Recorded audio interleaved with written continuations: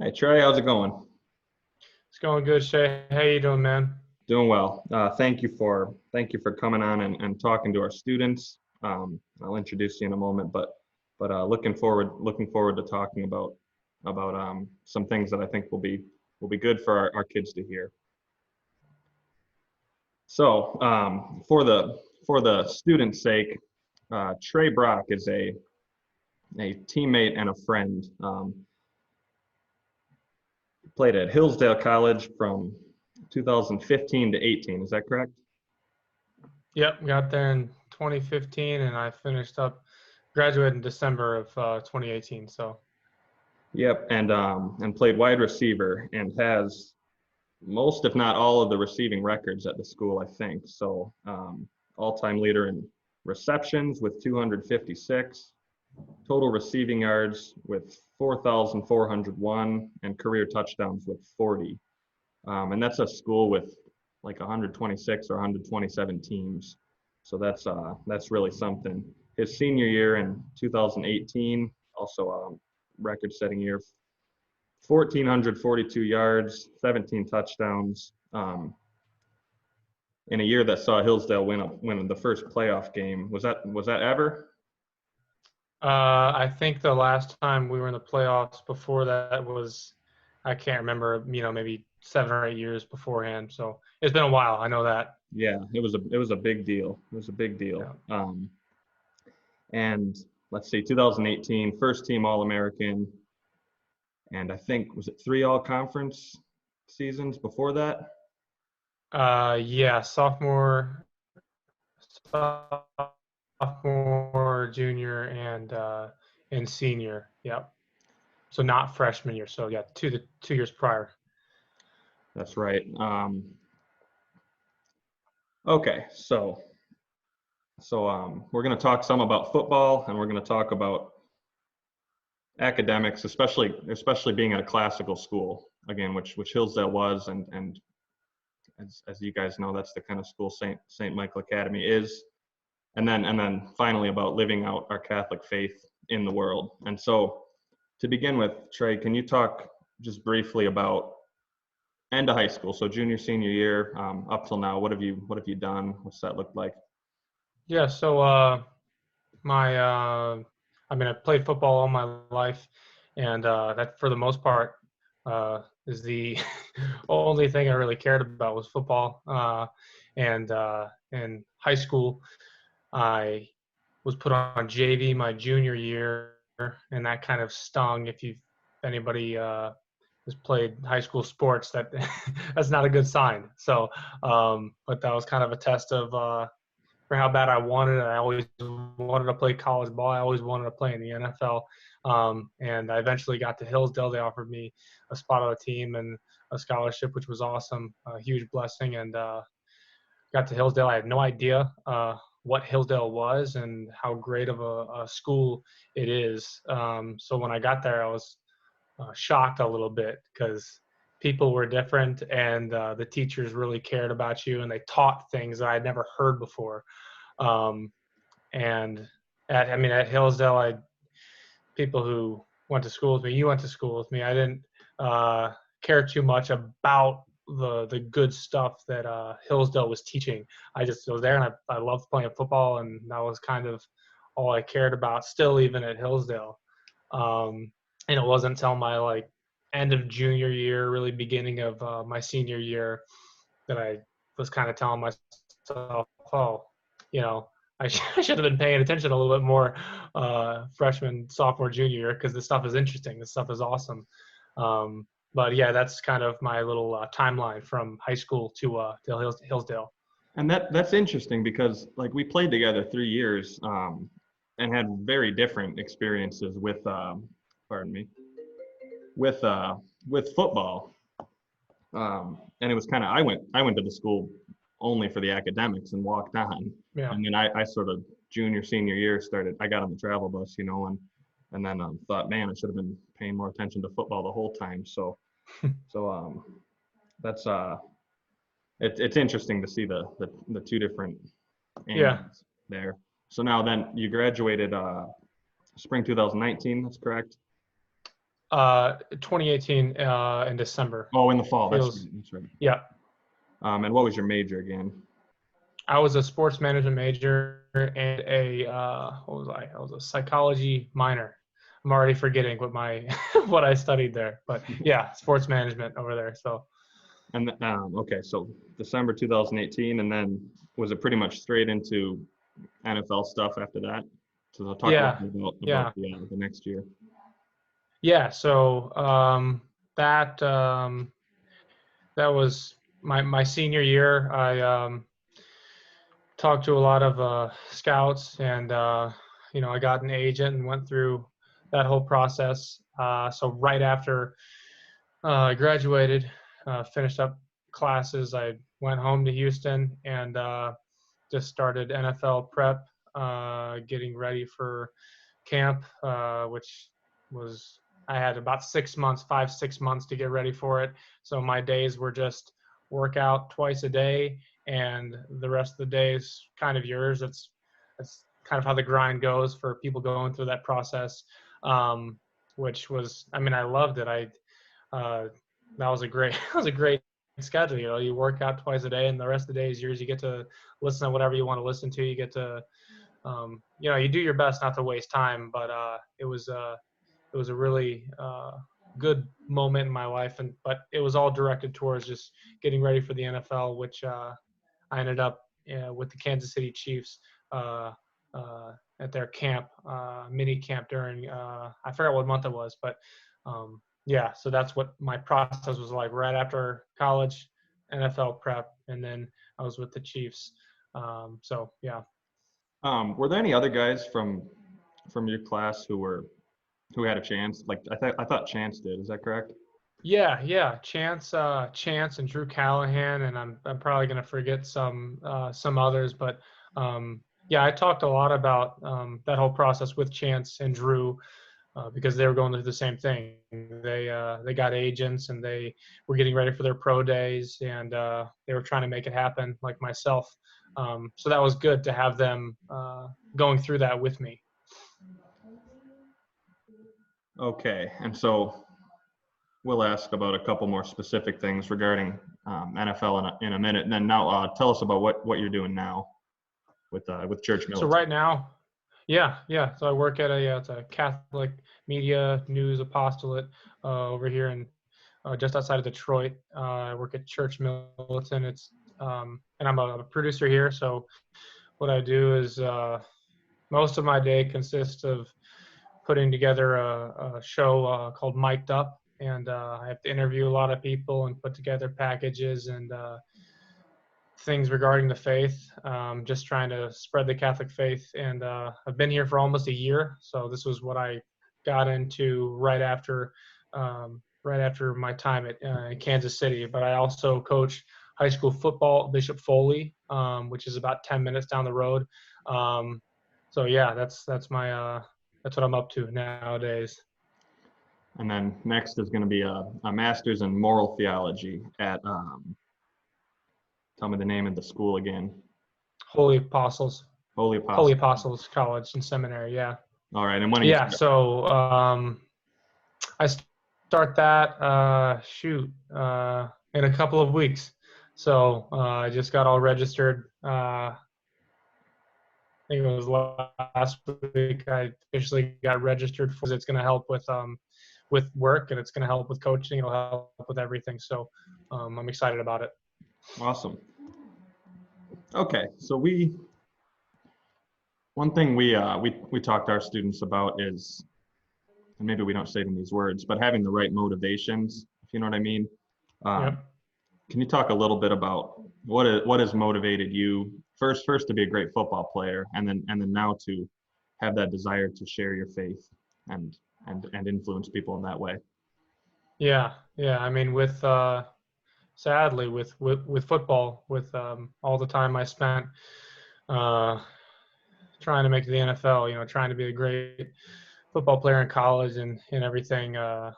My motivation, my intention, right, was just that, to be a great football player.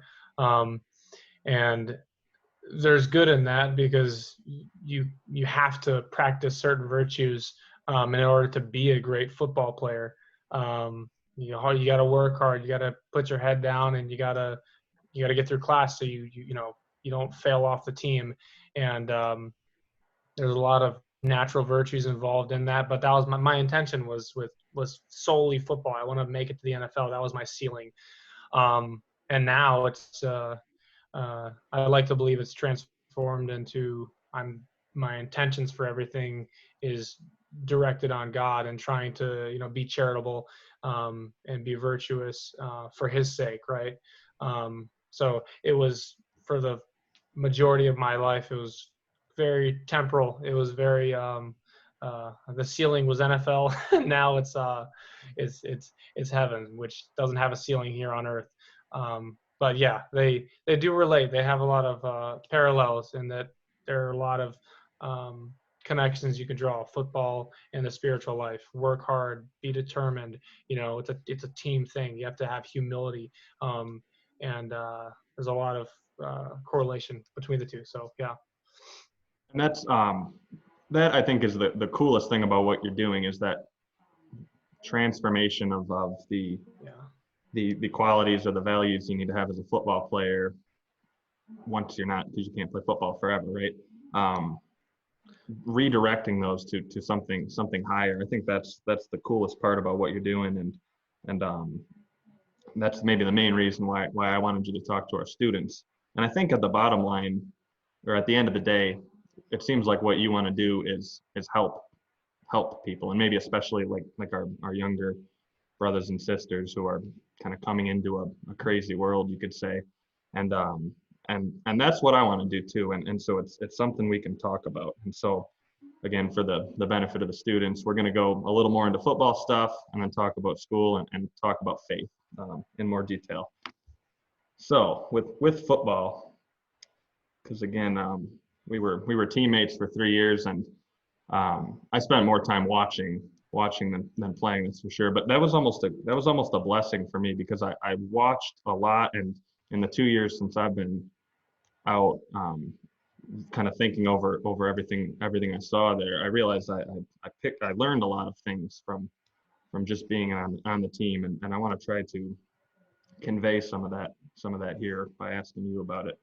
So one thing that I remember very well is our game at Indianapolis in 2017. Do you remember that?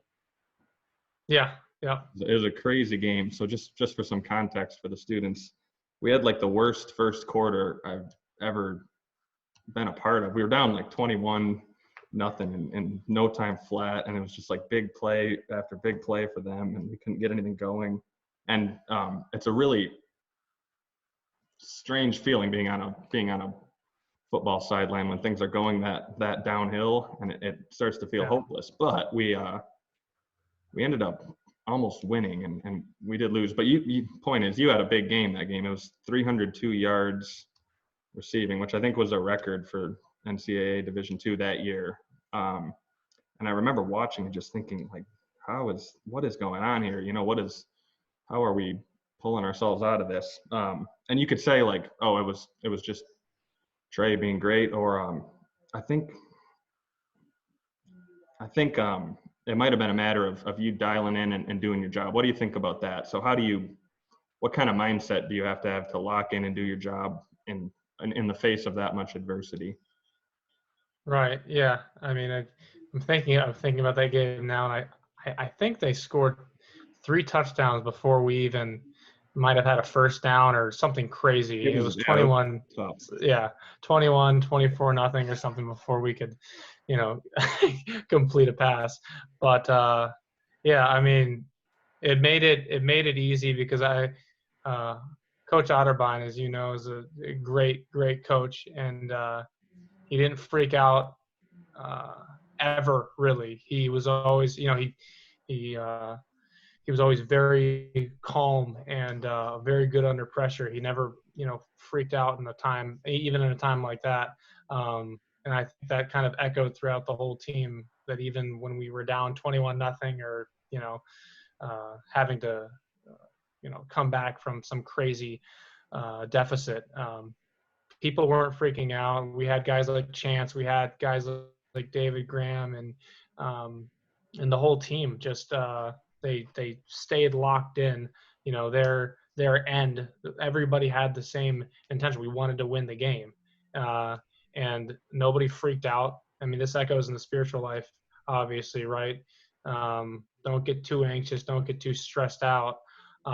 Just do your job and give it all you got, and you're not going to have any regrets if you do that, right? So that's kind of what we did, and we came back and almost won, which was kind of insane, being that we were coming back from such a such a crazy deficit. But I think that's what it was. I think it was just not freaking out and staying locked in on doing your job. Very simple and basic things like that. And when you do that, good things happen. So. And that's what I remember so much about the whole thing was it was always just do your job, right? Forget, like, push everything else out of your mind. And like, we lost that game, which no one likes losing at the end of the day, but you don't think about that. Do your job, and then win or lose, that's all you have is your own effort, right? Yeah, and I mean the coaches, Coach Otterbein, we would have our team meetings right on I think it was on Monday, after our game, obviously, and he wouldn't be disappointed in us if we lost, but the effort was there, and people didn't give up. Like, we could have lost 60-0, but if we finished the game strong, that's what he cared about. He cared about us giving it everything that we had. And he would obviously and rightly, get mad at us and tell us that we need to be doing our jobs and we need to be staying more focused if we did not do our jobs and we did lose focus towards the end of the game. Even in a game that if we would have won 60-0, but we lost focus at the end of the game, he would ream us for that. So I think that speaks volumes. Yeah, and it's something I worry about with the students, and even with my younger siblings and things like that, is making sure your focus is on the right thing, which isn't always results, right? It starts with you and your own effort.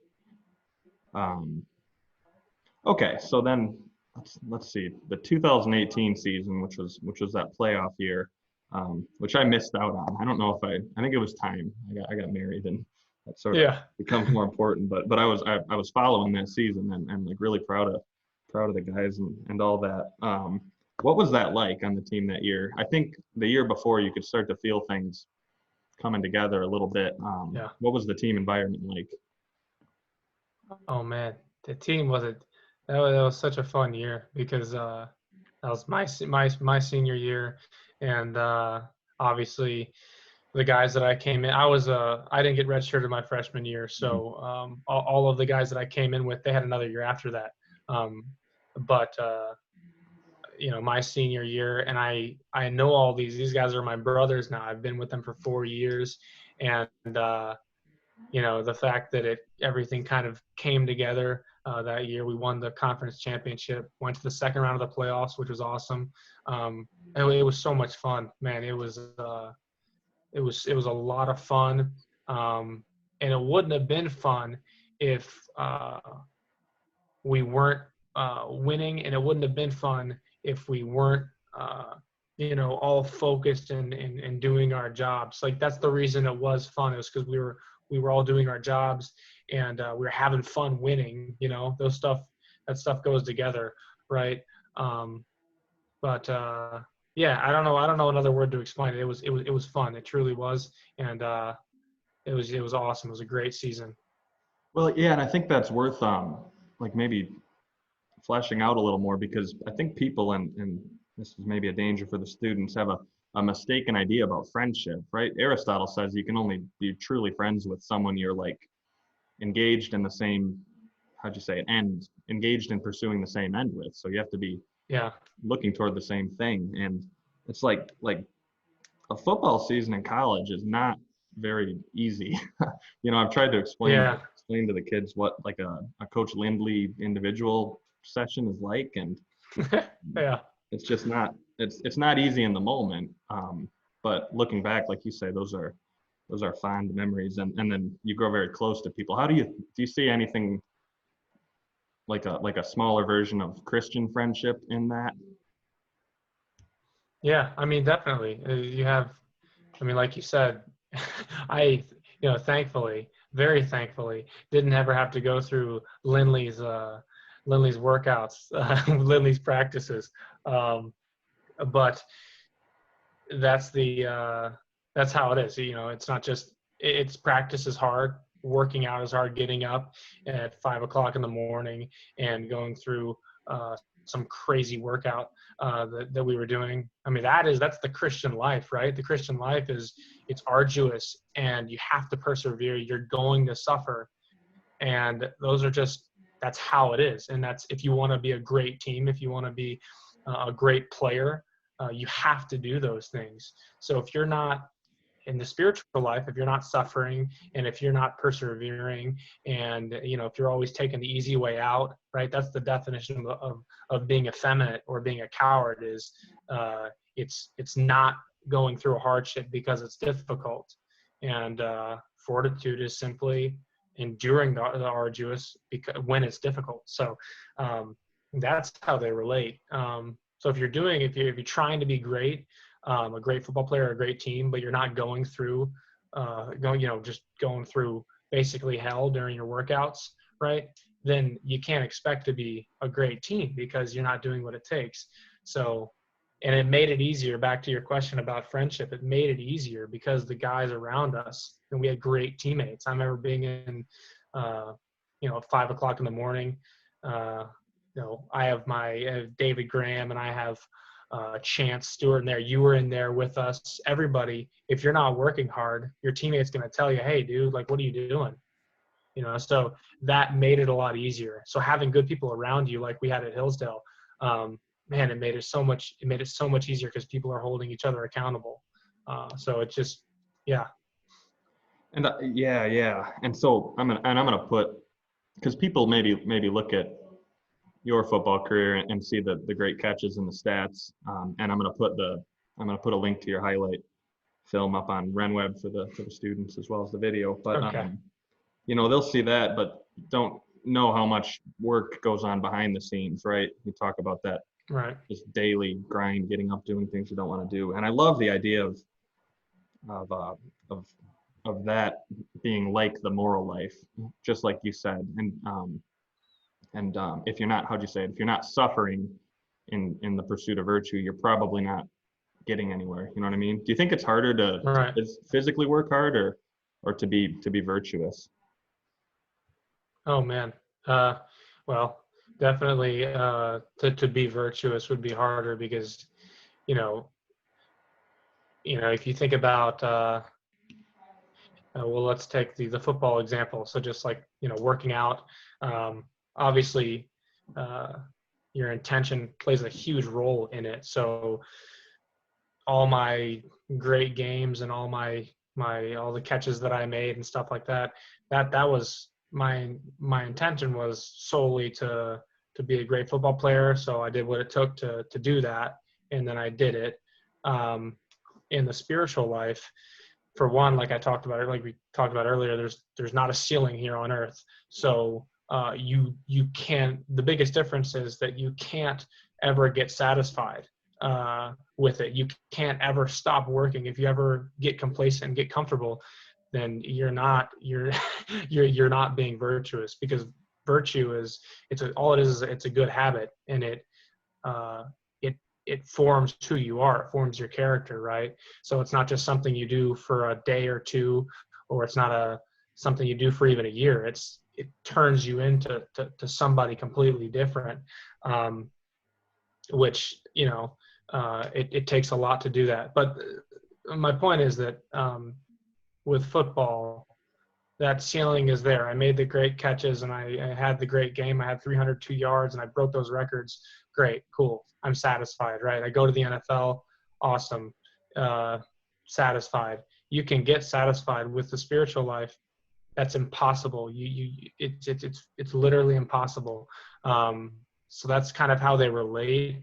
And I don't know. I just think it's a beautiful thing because it forces you to never stop pursuing virtue, to never stop perfecting yourself by God's grace, of course. So yeah, but they do relate. You can see the relation between the natural and the supernatural with especially with football. So And and that's great. And I hope our students take something away from that message and don't underestimate it, right? Because it does change you, even acting out virtue physically like you would with a sport or with your academic discipline. How much more with your spiritual life if you can hold yourself yeah, to that kind of a standard. Okay, so during that 2018 season, obviously guys like you and Chance and David Graham, Wyatt played prominent roles and got attention.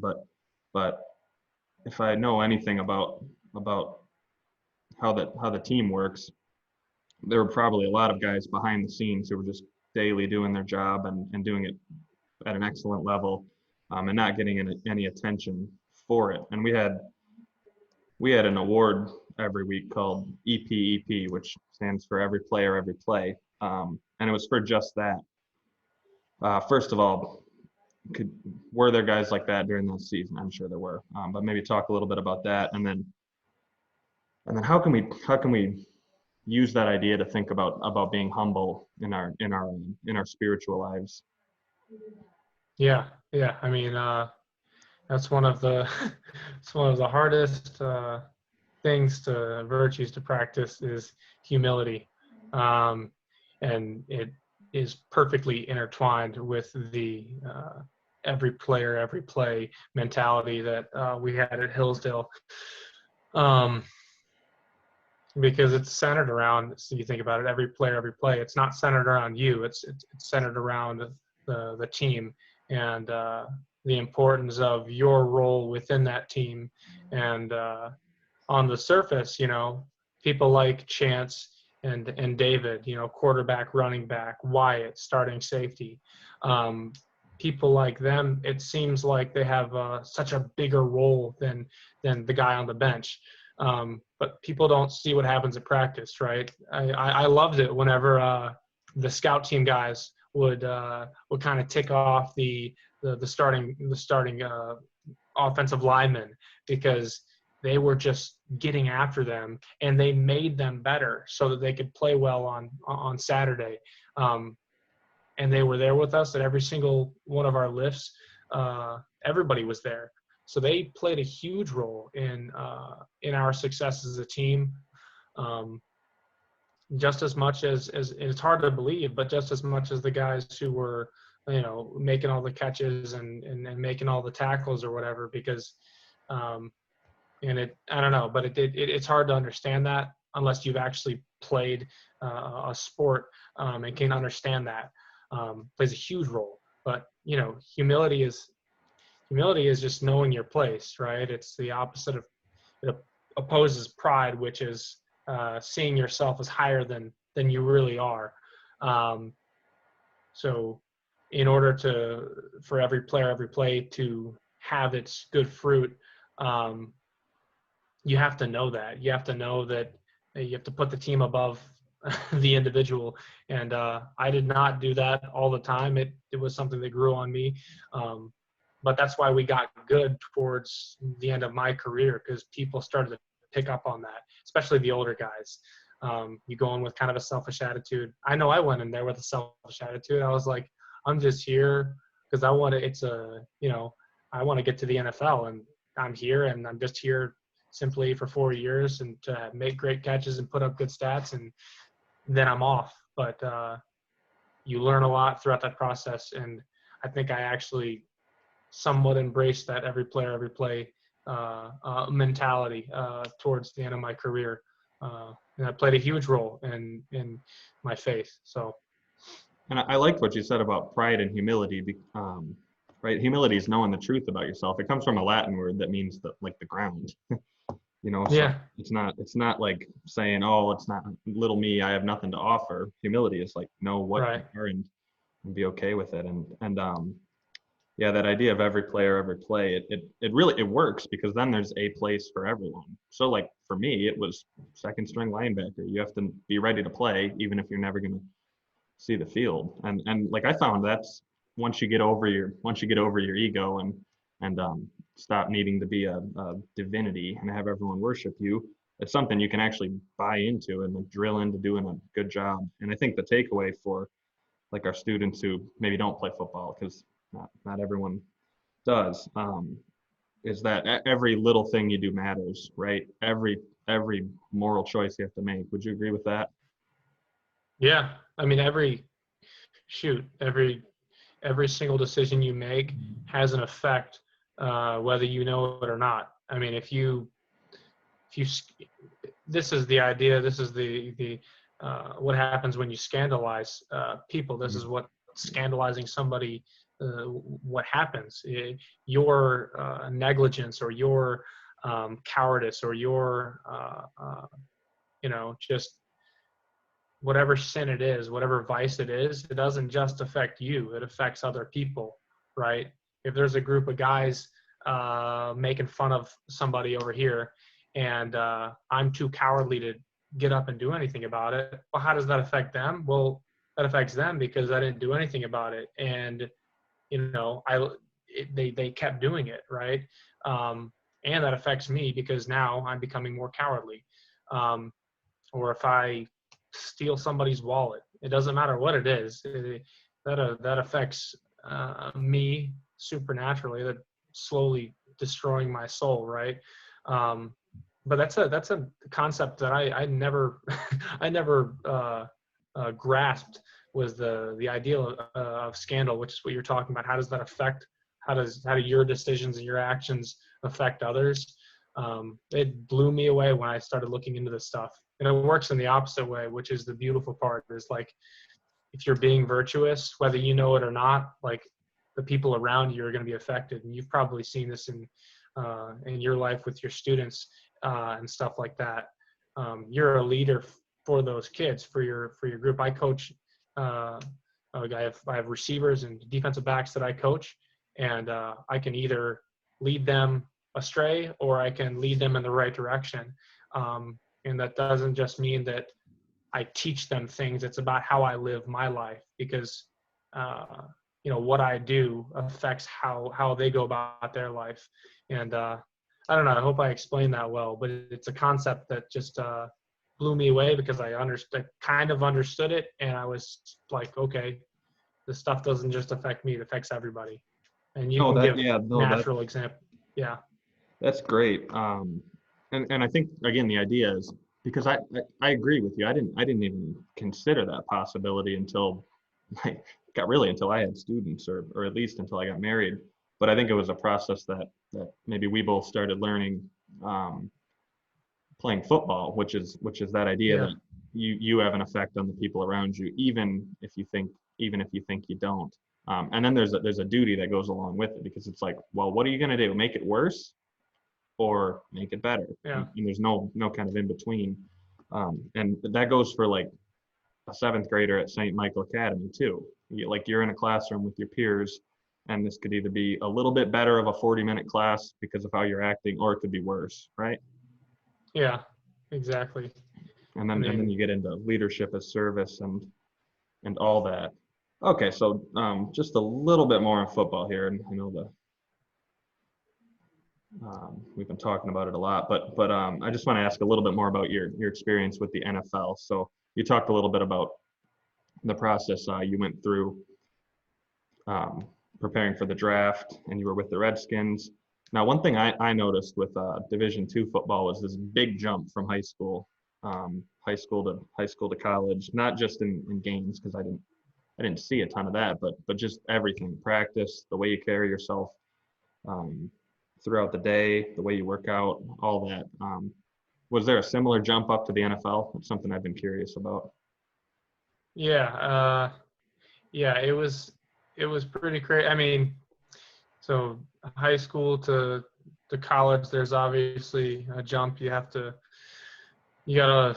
learn a bunch of plays, and you're in a new system. And on top of the academics, it can get pretty stressful. But I think Hillsdale prepped me well for when I was in Kansas City.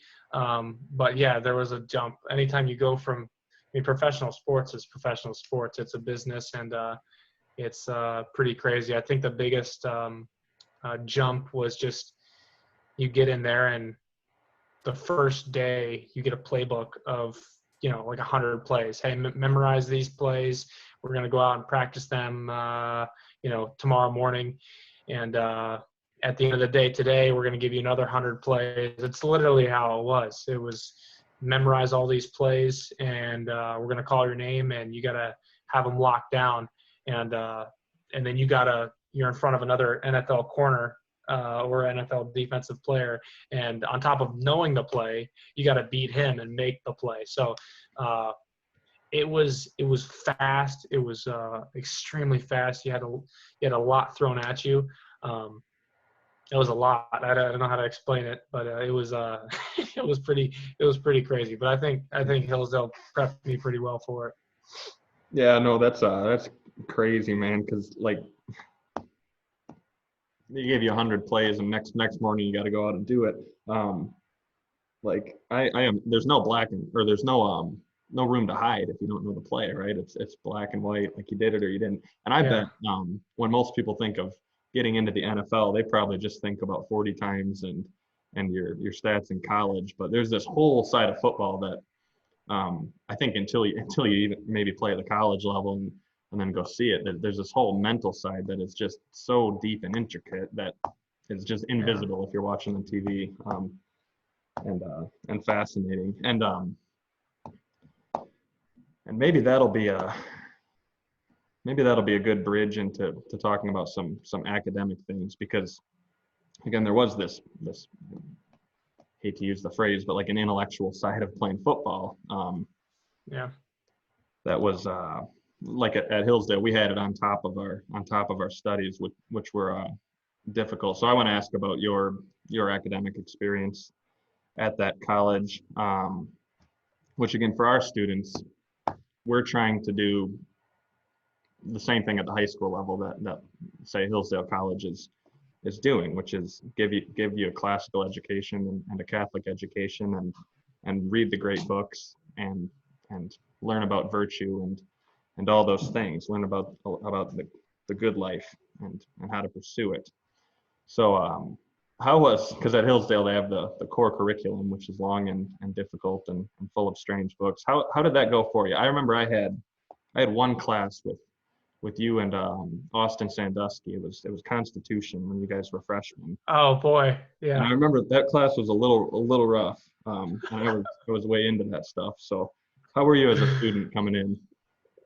Yeah. Well, I wish I could talk about the core curriculum, but Frank, I mean, I didn't pay attention to any of that stuff when I first got there, and anybody who had class with me knows that I cared less about that stuff at the time, which is, I'm looking back on it now, and I was like, I would have known way more than I do now if I would have paid attention, and I regret not paying attention to that stuff. But school at Hillsdale, I mean, it's obviously tough. I'm thinking about Constitution right now, and that class was tough, but it was tough, yeah. But it's just it was tough. I made it tough on myself because I didn't care about it. I wasn't interested in it. I didn't see the good that it could have done for me. I actually took their Constitution class online. They offer it for free online, so I made up for it because I finished it up a couple of months ago. But I don't know. At Hillsdale, it was I didn't care too much until my senior year, and the things that I did learn my junior and senior year were amazing. They were mind blowing.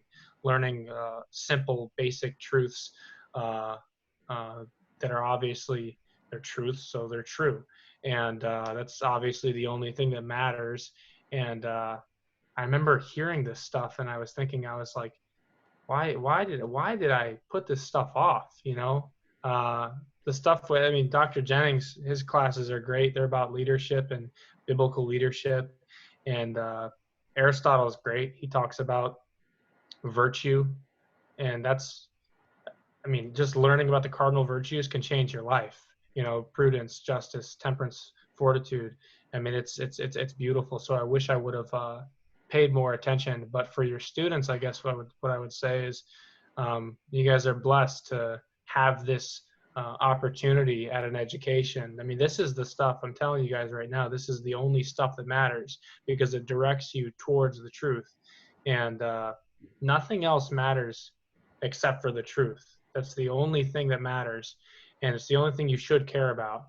I think you see a lot of these other universities, and you probably have a lot of friends and family who they could care less about the truth. They care about their emotions and their feelings. And they put that over objective truth, right?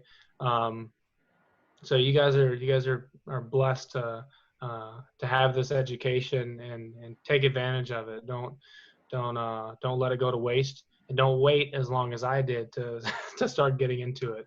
But yeah, I mean, Hillsdale, they're awesome. I wish I would have, like I said, taken advantage of it more than I did. But No, that's awesome. And again, for the students, like you heard what Trey just said, and it's not, me telling you this is worth it, or Dr. Brake telling you, or your parents telling you. This is someone who's had a lot of success in all the areas that, people, not to be like overblown, but people dream about, having a shot at the NFL, that sort of thing. Areas where, if you're not careful, they could lead you very much astray. And I was going to ask you if about this idea of the intellectual life. So studying these things that will be no use to you if all you want to do is make money or pursue pleasure or something like that. But this idea of the intellectual life as something real and worth pursuing. But I think you just answered it, right? It's yeah, I mean, you can't. If you don't know something, then it's kind of hard to live it out, because I don't know. Let me think about this. But so you have there's always the line, bad morals come from bad doctrine, right? So if you are listening to something that's false, or if you're getting your truth, from something that's obviously not objectively true, then you conform your life to whatever that is. It's not the truth. That's going to affect the way that you go about your life. So it's important to pursue truth, and you need to focus on the intellectual life, as arduous as that is. I'm figuring that out now, that grind, that intellectual grind, studying and sitting down and reading. I mean, I never liked reading, and I'm thinking to myself, I'm like, I have to read if I want to learn more, and I have to watch videos if I want to learn more. But if you don't do that, then you're not going to know what the truth is to the extent that you should, that's available to you, right? So it affects your life, because there's basic truths out there, like, what is the purpose of our existence, right? To know, to love, and to serve God.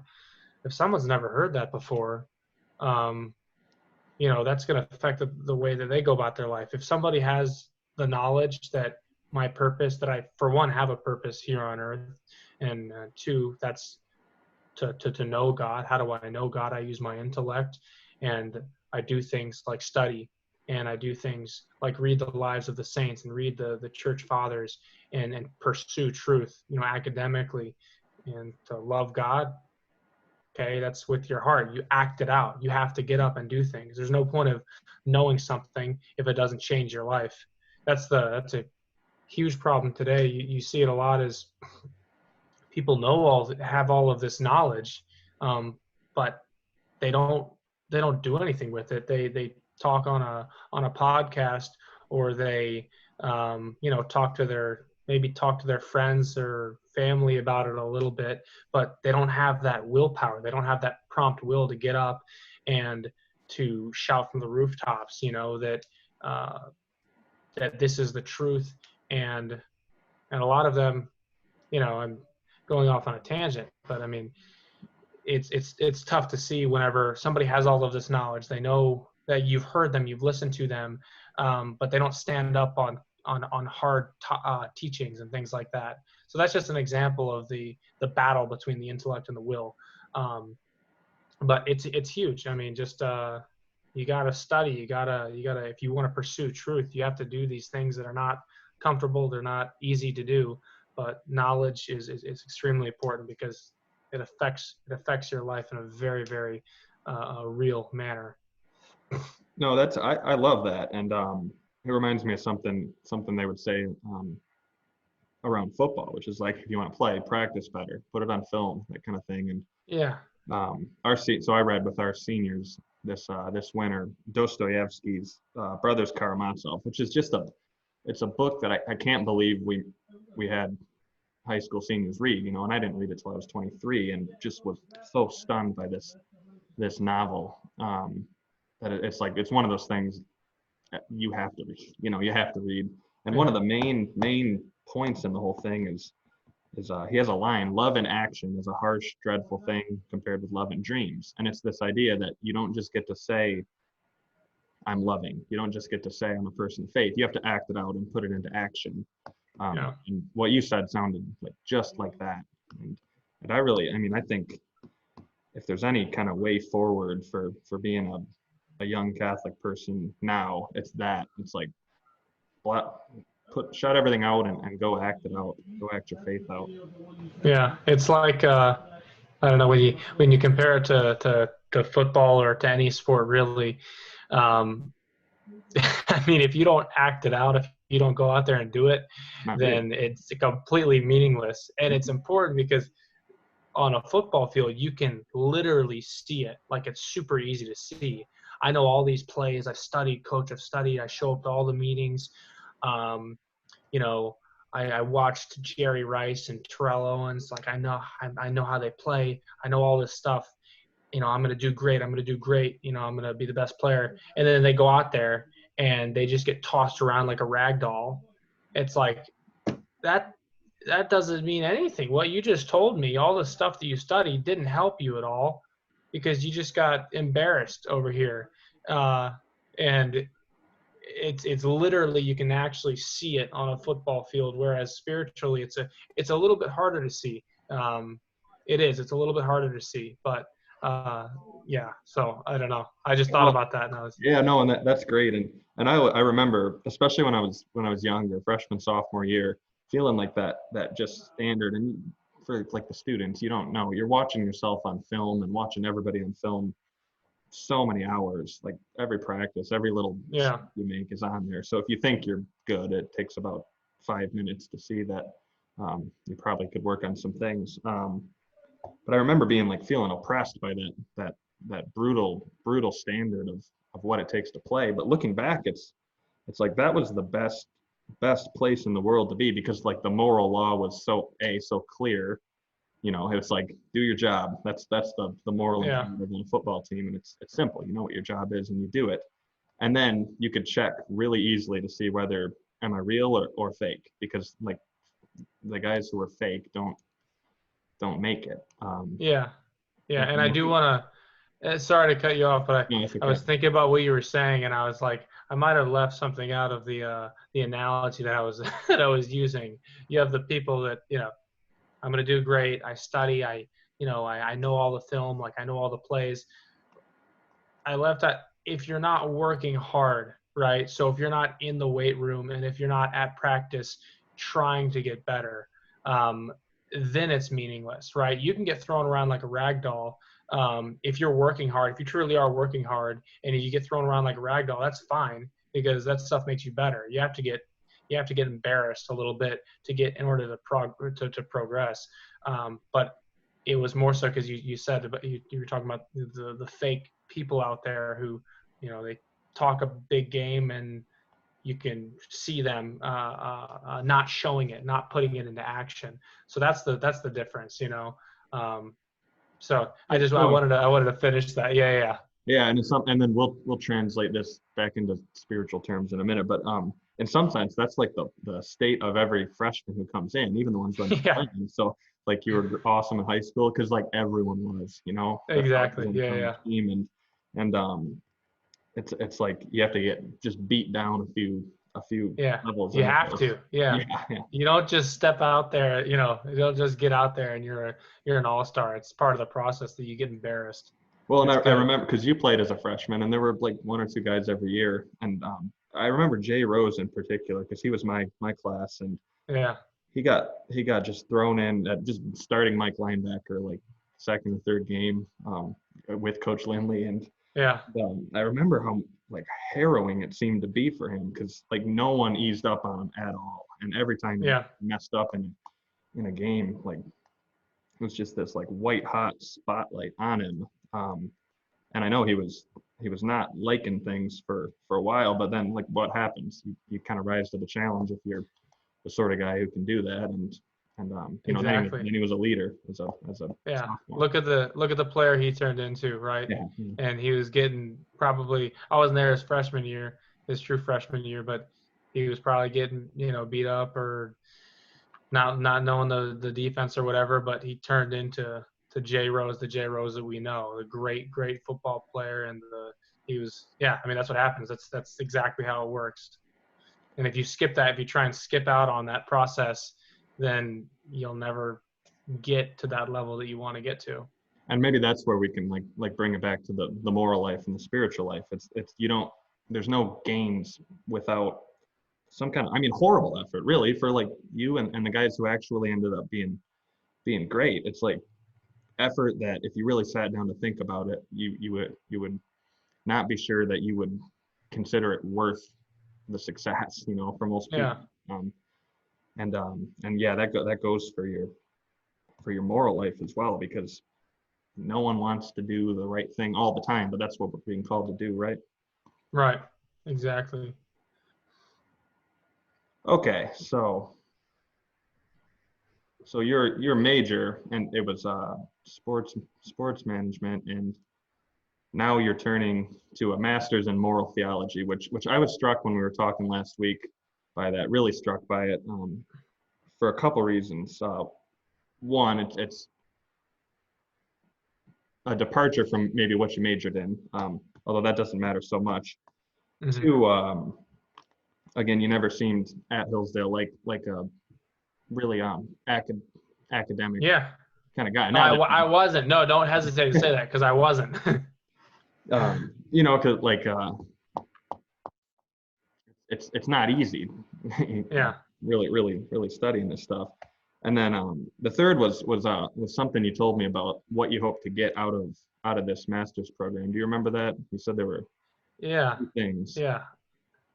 Yeah. No, I mean, on a very simple level, I don't, because whenever you're applying for a master's, you have to talk to people in admissions and they ask you the same question, like, why are you doing this? A lot of them, people who go through a master's program, it's good because you're able to teach this stuff, or you're able to pursue a doctorate after that. And I really just like, I'm not kidding. I didn't think about it too much. My dad, uh, the talks that I have with him, he's very, he says he's always motivated me. And he always tells me, don't get comfortable, don't get complacent. Um, and there's very basic things. He's always telling me that. And I heard that and I was like, well, what am I interested in? I'm interested in like knowing right and wrong. And because it's so important. I want to know what the right thing to do in every situation is, um, for God's sake and for the people in my life. Um, and that's really as simple that moral theology. I was thinking this is going to be a good idea to pursue this, and it'll help with. I get to talk to a lot of my friends and family about the things that go on at work, about the things that go on in life. I mean, there's crazy stuff going on in the world, and a lot of that it's not just on the surface a physical thing going on. Obviously, as we know, there are evil people in the world, and there are evil things that happen, and I want to know how to counter that as best I can, and lead people closer to God. That's really it. I have no plan for what I'm going to do with it. I know it would be a good thing to learn more, and it'll give me an excuse to learn. I don't think I'd ever go through the Old Testament or study certain people if I wasn't going through a structured course like I'll be doing. So, yeah. Yeah, but that's so great, and I hope the students pick up on that, because it's not usual, right? That the desire to want to know what the right thing to do in every situation, I think that's really, really an outstanding thing for our kids to hear, because again, that's so countercultural. It's hard to say, Right. and it's a good thing. So let's see. I mean, obviously you didn't. This is, I think, something maybe that would you say has been on your mind for a while now, or developing for a few years. Can you talk about during college when you sort of had a reconversion experience? Oh, yeah. I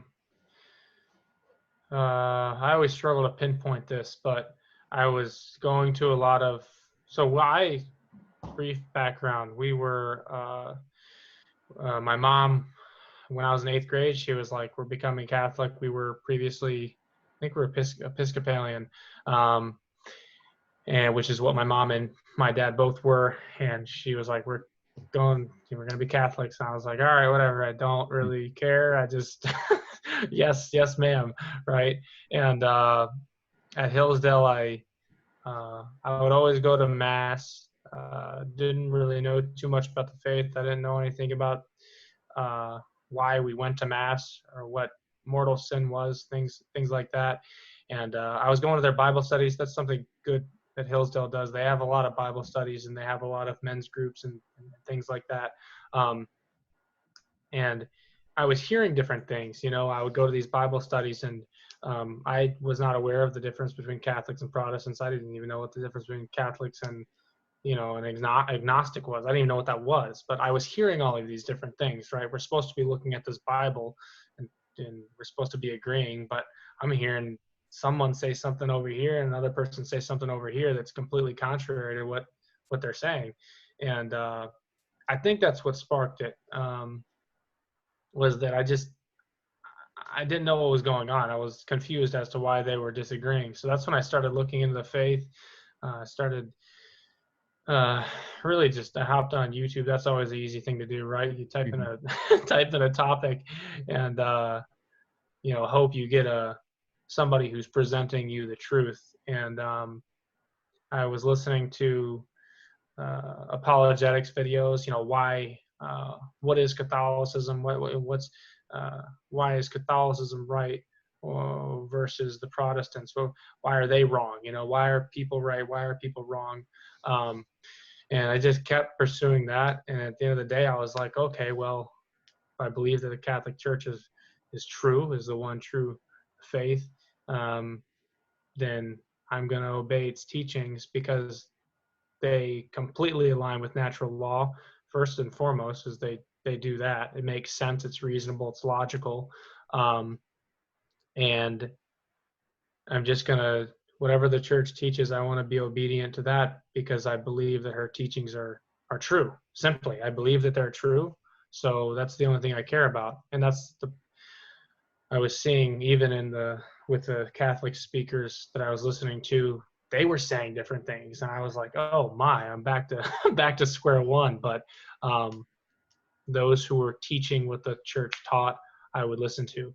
And those who weren't, I would stop paying attention to, because they were leading me astray, probably inadvertently, but so that's kind of my brief background with all of that. Yeah. Yeah, and you can hear in what you're saying, it's not just like blind acceptance of the tenets of the faith either. There's this rational part of it, or this what's St. Anselm's phrase is fides quaerens intellectum, faith seeking understanding.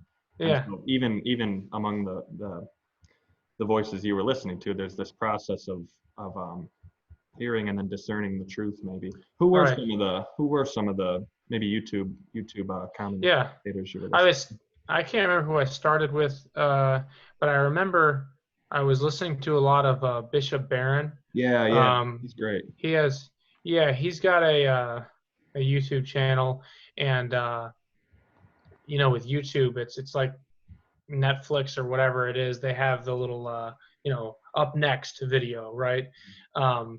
And it was where I work now at Church Militant. They had a video about what Barron just said, and they were telling me that what he said is wrong.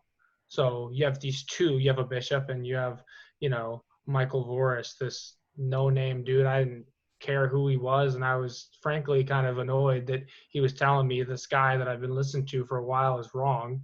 And I'm not going to tell you guys how to what you need to believe, but at the end of the day, I looked at who was giving me what the church taught, and it wasn't Bishop Barron. That's what the conclusion I came to was. And you see that a lot, and it's kind of sad, not just with bishops and priests, but all of these apologists. They're telling you different things, and what you have to do, I'm going to tell your students to do, is be obedient to what the church teaches. That's the only thing that matters as a Catholic, is that you are doing God's will. And we as Catholics believe that the church has the fullness of the truth because of its tradition, right? And we have sacred scripture, and we have the faith. So it's easy to look this stuff up. All you have to do is look in the catechism for this stuff. So that's why it makes it so easy. But and I had that with a lot of people I was listening to. So I found a good group of guys. There's people like Jesse Ramiro, who I would highly recommend to anybody. He's on fire for the faith. And there's a lot of people you guys can look into. Father Ripperger is amazing. He really is. Simply because these people, all they do is take what the church teaches and they present it, and that's it. So yeah. And there's the beauty of the church is that you can go look up what does the magisterium teach here, Exactly, and discern. Although it is very helpful to be like equipped with the thinking tools to be able to do that. And so for our students, this is why we have you learn some philosophy and learn some theology and study literature. And it's all because eventually, like, you guys are young now, but you're going to come up to these questions at some point, and you're going to have to know what the church teaches, right, and come to a reasonable understanding. So on that kind of faith journey, how important are good Catholic friendships, especially for young people and especially during college, maybe? So for our juniors and seniors who are going to be going off to college and away from their parents and not forced to go to church for the first time, how important is it to have a solid group of Christian Catholic friends, do you think? Yeah. I mean, if you surround yourself with people that don't have the same mission as you, whatever that is. If you want to be a great football player and you surround yourself with a bunch of people who party and don't work out, it's like, you're probably not setting yourself up in a great situation. And it's like that with literally anything. You want to be a great student, you don't surround yourself with that same crowd. You don't surround yourself with a bunch of jocks who never study. So it's pretty simple. So if you're truly pursuing virtue and that virtuous life, it would make sense that you surround yourself with those people. And that's not to say that you ignore everybody else, because honestly, I don't have too many Catholic friends. I work with Catholics, and those people are my friends, and I love those guys. But you are called to be a light wherever you're at. So, I have a lot of friends back home that, could care less about Christianity. They could care less about, anything in regards to virtue. But you're called to just simply, we're supposed to lead those people towards God, and you do that in whatever way you can, whatever it takes. You want to help those people out in that way. So yeah, I mean, I would say surround yourself with people that are on the same mission as you guys hopefully are. You guys should be on the road to heaven, that life of suffering and that life of perseverance. And if anybody is in your life that's dragging you down, get them out of your life, plain and simple, because that virtuous lifestyle, heaven, is the only thing that matters. That's our end. That's why we were put here on earth, is to be in union with God. And if people are dragging you down, that's extremely dangerous. Yeah, so at a certain point, if they won't come with you, once you try to yeah, bring them with you, yeah. Exactly. Yeah, that's a good point. Don't just get rid of them. Try and Right, but some people don't want to be helped. Exactly. So that's excellent. So last couple questions, and kind of things related to, again, being especially late high school, college student these days. And we touched on this in what we were saying about football, but again, the idea of doing difficult things that people aren't willing to do, which could be, or it could be your studies, could be your faith life. Why is it worth doing that? Why would it not be better to just do what everyone else is doing? Because we're a small school. We have like 40 kids, and they're doing a very difficult thing, and they have peers at the public school who are by far the majority, and they see how much easier it is for those kids, and how they don't have to contend with things like morality. What would you say about taking the difficult path? Yeah, I mean, we touched on it earlier, how we were talking about how, what is the only thing that matters? It's truth at the end of the day, right? So what does truth require? It requires the difficult path. I think it's Saint Faustina. Yeah, it is Saint Faustina. She has this beautiful vision of two roads, and it's a parallel with Matthew 7:13. One of the roads is wide, and there are people on that road, and they're joyfully skipping. They're having a great time, and they fall into hell. And then on the other road, it's narrow, and there's like rocks and sticks, and people are falling down. But she says they get back up immediately, right? So they're persevering, and they're crying, and they walk into this beautiful garden. They walk into heaven, right?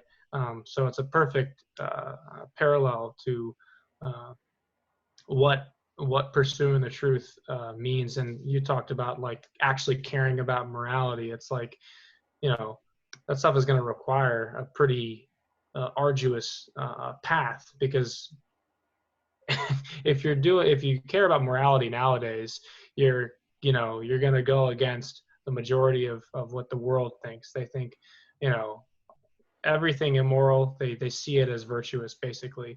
And it's crazy, but you have to take that path if you want to be real with yourself. If you care about truth, that is the necessary path. It's not comfortable at all. So I hope that answers your question. Yeah, no, totally, because it's uphill, right? And a lot easier to sin than to not. Exactly. So what do you think? What do you think maybe are the most dangerous kind of cultural influences right now for, again, our generation, but especially the kids who are up and coming into college? What needs to be avoided? Yeah, there are so many. So I'm gonna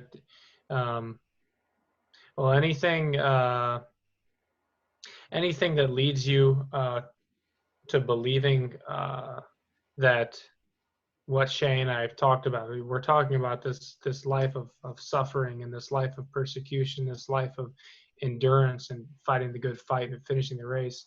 This stuff you can look up open up your Bible, and this is the life of Christ, which is who we are called to imitate. So anything that might try and get you to believe that that's not how a Christian should live, I mean, that's plain and simple. That's not true, right? So I would avoid anybody or anything that might make it seem like it's easier than it truly is. And for you guys, I mean, there's a huge, there's so much you could say, but I'm trying to, I don't know, for you guys, I would really do whatever I could to learn what the church teaches, because sadly today, if you really do pursue and seek the truth, you're gonna run into people who claim to have the truth that don't, and they will scandalize you and they'll lead you astray. So really try and understand what the church teaches, and that'll take you in the right path, I think. Yeah, and that gets into this whole lie of a comfortable life. Or I mentioned Dostoevsky earlier. He says another thing that I really like, which is that man's not made for happiness, and I mean happiness in the kind of casual sense that people use it. Man's not made for happiness. He's made to earn his salvation, and always by suffering. So there's going to be suffering, and I think that's a good place to start wrapping up here. But it's not all dark, right? So suffering doesn't mean you're like doomed to a miserable life. It's going to be hard, but in the same way that when you're on a football team, most of it is difficult and not what you'd like to do. But there's this joy in it that takes a while to reach. Can you talk about the paradox of Christian suffering, where you give yourself away and then it turns out, lo and behold, you get yourself back? Yeah, no, there's I'm sorry for not for not touching on it as much as I should have, but there's an incredible joy, and I can't even put it into words of living a virtuous lifestyle or trying your best to, right? But it's just like football. Football was a privilege, right? Like being at Hillsdale, being at that great school, and being able to play football and be around great guys. That was a huge privilege. I mean, that was unbelievable. And the same is how it is right now for everybody. I mean, you know, God put you here for a reason, and it shouldn't be like this. Oh man, I have to suffer and I have to do this so I can get to heaven. Like, no, like you guys get to do this, and God puts you where you are for a specific reason. And understanding that is extremely important, because if you're going trucking through life, ungrateful and just always focused on the bad, I mean, that's not a good thing. There's a virtue Father Ripperger talks about. I think it's called eutrapelia, and it's right recreation, right? It's something that's very simple. It's like just knowing when to relax. I don't know what that has to do with what I just said, but it's a joyful thing to think about, and it's a virtue. So I would say that just have a confidence and understand what a great honor it is to be one, to be living, be grateful for your existence. God loves you, and to pursue virtue and understand that suffering and that persecution that you will receive if you're truly seeking a virtuous lifestyle. There's a lot of joy that comes from that. Well, and I think that's a beautiful note to end on, I think, because that's exactly right. So what I'm going to do is I'll stop recording, but if you wouldn't mind hanging out for another minute or two, that'd be awesome. But thank you so much for talking to us. Thank you. And again, I think this is going to be really great stuff for our students to hear, because they're persevering now with their Catholic education at a time when their peers are just done with school. And I think the words of encouragement and the excellent example are a very good thing. So I appreciate it, and we appreciate it very much. Yeah, well, thank you. And hopefully we can stay in touch, huh? Yeah, definitely we will. Okay. Well, I will talk to you later.